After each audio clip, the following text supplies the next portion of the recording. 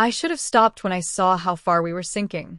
The truth is, the beginning never felt like a beginning at all, just a small shift in tone, a laugh that lingered too long, a question asked with more warmth than it should have carried. That was how the distance started, quiet but undeniable.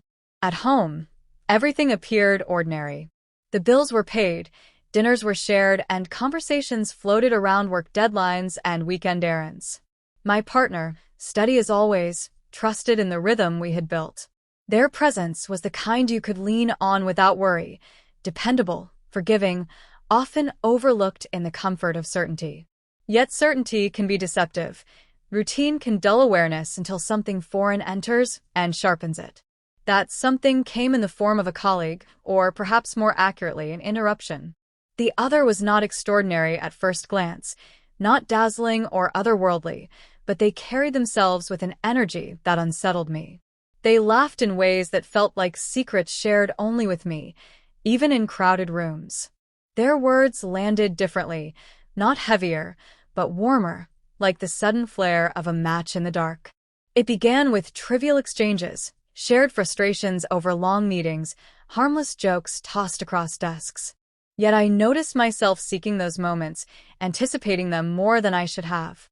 A glance across the room turned into a pattern. The awareness was mutual.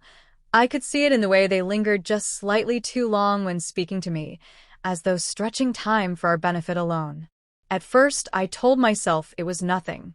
We all need connection, I reasoned, and this was merely harmless attention. But harmlessness becomes slippery when desire creeps in. My phone buzzed late one night with a message that should have meant little. Rough day. Just 2 words, but I answered too quickly, too eagerly, while my partner slept peacefully beside me. I turned the screen face down after replying, ashamed of how much relief I felt from such a small exchange. The lies, though faint, had already begun. Not lies of commission, not yet, but lies of omission, the kind that eat away quietly, like termites hidden in the walls. I spoke less at home, smiled less, distracted by thoughts I could not admit. My partner asked if everything was all right, their tone gentle, carrying more concern than suspicion. I nodded, muttered something about stress at work, and watched their face relax into trust again. That trust cut deeper than accusation ever could have. Looking back, I know the line had already been crossed before a single touch was shared.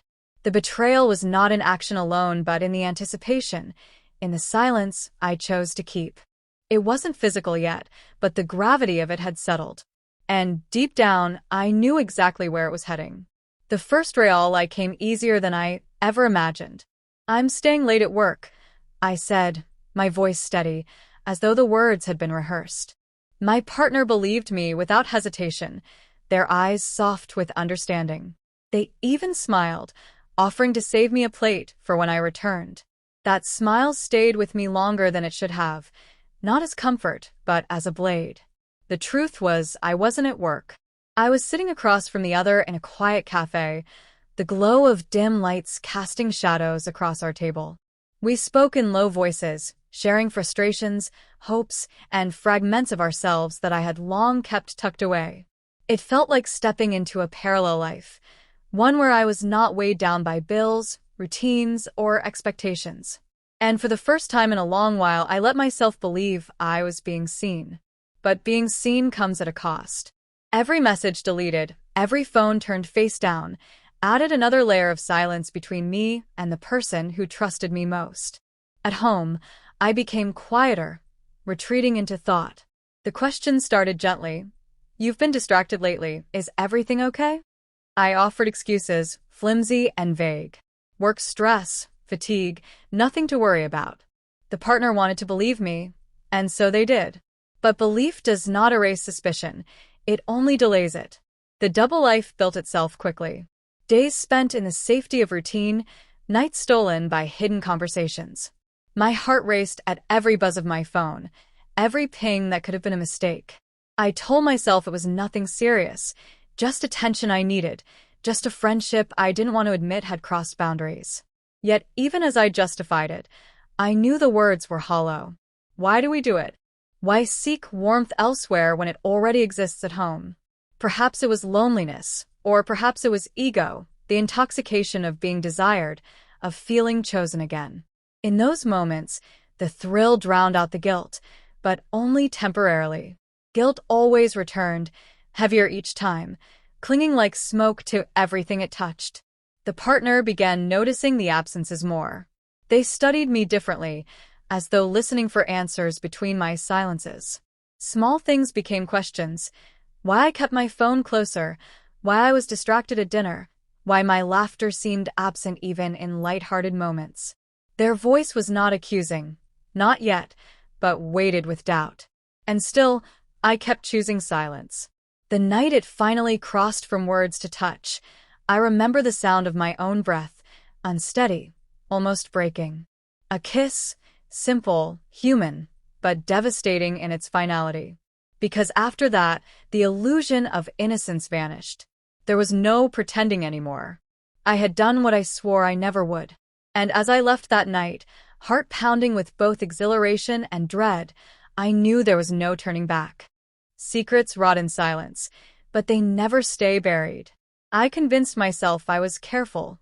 Messages deleted, lies rehearsed, schedules aligned with precision. Yet even the most careful lies eventually betray themselves. Mine did one evening in the simplest, cruelest way. I forgot to erase a message. It was nothing overt, just a line that read, "I miss you already." But those 4 words burned through the screen like fire. My partner found it while reaching for my phone, intending only to check the time. Their silence after reading it was worse than any accusation. The world seemed to shrink into that single, suffocating moment. When they finally spoke, their voice was quiet, trembling with disbelief. "Who is this?" they asked, holding the phone as though it were evidence in a trial. I opened my mouth, but no words came. Excuses tangled on my tongue, all of them pitifully thin. And in that pause, in my failure to deny, the truth was already written on my face. The confrontation erupted like a storm breaking. Their pain spilled out in sharp words, raw questions, tears that cut deeper than any anger could. I tried to explain, but explanations sounded like insults, like pouring salt into a wound I had inflicted. "It didn't mean anything," I whispered, but that only ignited more fury. "Didn't mean anything? You lied to me. You looked me in the eyes and lied." Each word landed like a blow. I wanted to say I loved them, that none of it compared to what we had, but love, once betrayed, does not sound like love anymore. It sounds like manipulation. I heard myself pleading, stumbling over apologies, promises, anything to soften the impact. But the harder I spoke, the colder their eyes became, as if each word confirmed the depth of my betrayal. The other was not in the room, yet their shadow filled it. Every shared glance, every hidden message, every night I said I was working late, now replayed in my partner's mind. They asked questions I could not bear to answer. How long? How far? Why? And with each half-truth or broken reply, I watched the foundation of our life crumble. In that moment, I realized betrayal isn't a single act. It is an erosion, a slow breaking down of trust until there is nothing left to stand on. My partner stood before me, eyes red and shoulders trembling, but stronger than I had ever seen them. "You made me believe in us," they said, voice cracking, "and then you destroyed it." There was nothing left to say. Silence stretched between us, heavier than shouting. I wanted to reach for them, but my hand stayed at my side, paralyzed by the truth that I had already lost more than I could ever repair. And as the night settled into that unbearable quiet, I knew the breaking point had arrived, and we could never return to the life we once had. The affair ended, but its shadow never did. Once the truth is out, there is no returning to innocence. Every word, every look, every silence between us was different now. My partner no longer smiled the same way, no longer reached for me without hesitation. Even when they stayed, it was with a distance I could never bridge. The days that followed felt like walking through ruins. The routines continued, work, meals, sleep, but they were hollow, stripped of the warmth that once made them meaningful.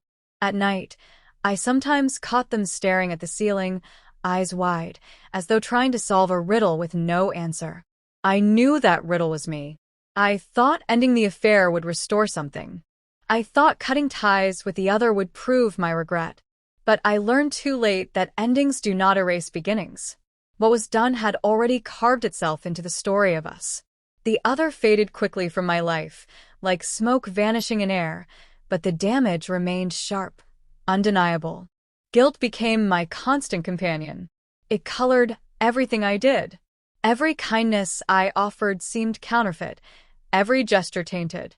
I could not look at my partner without remembering the trust one had broken, the love I had traded for fleeting thrills. Infidelity is not just betrayal of the other, it is a betrayal of self. You become a stranger to your own values, a thief in your own home. Friends began to notice the change. They asked if we were all right, if something had happened. We lied together, my partner and I, presenting a fragile front to the world. But behind closed doors, we were two people trapped in the echo of a love that once felt unshakable. Some nights, in rare moments of fragile honesty, my partner would ask, "Why wasn't I enough?" Those words hollowed me out more than anger ever could.